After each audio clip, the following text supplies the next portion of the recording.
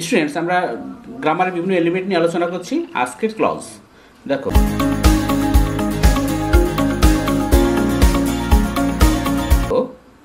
A clause is a word or group of words with a finite verb. অর্থাৎ clause হলো এক বা একাধিক ওয়ার্ডের সমষ্টি যাতে একটি ফাইনিট ভার্ব থাকবে।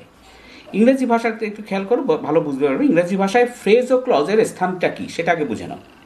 তাহলে ABCD এগুলো কী বলে? লেটার, অক্ষর। TI ABI এগুলো কি? ছোট্ট যেটুকু আমরা একবার উচ্চারণ করতে পারি সেগুলো সিলেবল। তারপর টেবিল, অ্যাবিলিটি, এগুলো কি হচ্ছে? একটা ওয়ার্ড তৈরি হচ্ছে, তাহলে ওয়ার্ড। যখনই বলা হচ্ছে ওয়ান দ্য টেবিল, এই যে দ্য টেবিলের আগে একটা প্রিপোজিশন বসে গেল ওয়ান, হ্যাঁ, তাহলে এটা কি? Phrase. Which is on the table, এই যে একটা হুইচ আগে যোগ হলো তখন এটা হয়ে গেল ক্লজ।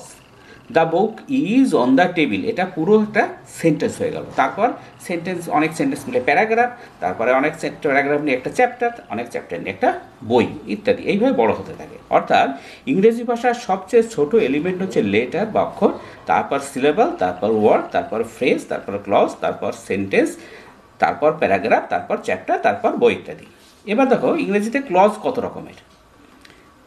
দেখো ক্লজ দুটো রকম। প্রথমত প্রিন্সিপাল ক্লজ, PC বা মেইন ক্লজ, আর সাবঅর্ডিনেট ক্লজ, SC বা ডিপেন্ডেন্ট ক্লজ।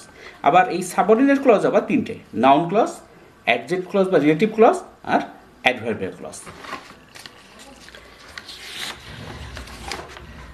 এবার দেখো he saw the man who was crying, এখানে হি স দ্য ম্যান এটা প্রিন্সিপাল ক্লজ, আর হু ওয়াজ ক্রাইং এটা সাবঅর্ডিনেট ক্লজ।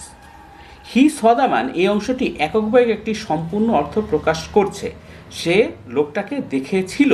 কিন্তু হু ওয়াজ ক্রাইং, যে কাঁদছিল, এই অংশটা এককভাবে পরিষ্কার অর্থ প্রকাশ করতে পারছে না। অর্থাৎ পরিষ্কার করার জন্য এই অংশটিকে প্রথম অংশটির হি স দ্য ম্যান এর উপর নির্ভর করতে হচ্ছে। অর্থাৎ প্রথম অংশটি ক্লজটি পাশে থাকলে তবে দ্বিতীয় অংশটির ক্লজটির অর্থ পরিষ্কার হচ্ছে। প্রথম ক্লজটি he saw the man main clause বা প্রিন্সিপাল ক্লজ, আর দ্বিতীয় ক্লজটি হু ওয়াজ ক্রাইং প্রথমটির উপর নির্ভরশীল, এটা সাবঅর্ডিনেট বা ডিপেন্ডেন্ট।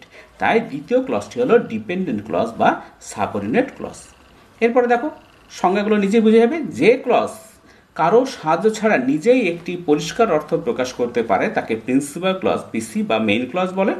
আর যে ক্লজ নিজে এককভাবে পরিষ্কার কোনো অর্থ প্রকাশ করতে পারে না, প্রিন্সিপাল ক্লজের সাহায্য তার চাই, তাকে সাবঅর্ডিনেট ক্লজ বা SC বা ডিপেন্ডেন্ট ক্লজ বলে। তোমাদের নিচু ক্লাসে আসবে কোন একটা সেন্টেন্স দেওয়া থাকবে, কোনটা প্রিন্সিপাল ক্লজ সেটা লিখতে হবে, আর কোনটা সাব ক্লজ সেটা তোমাদের আইডেন্টিফাই করতে হবে। স্টুডেন্ট, আজকে পর্যন্ত, পরে ভিডিও দেখা হবে। Thank you very much for watching.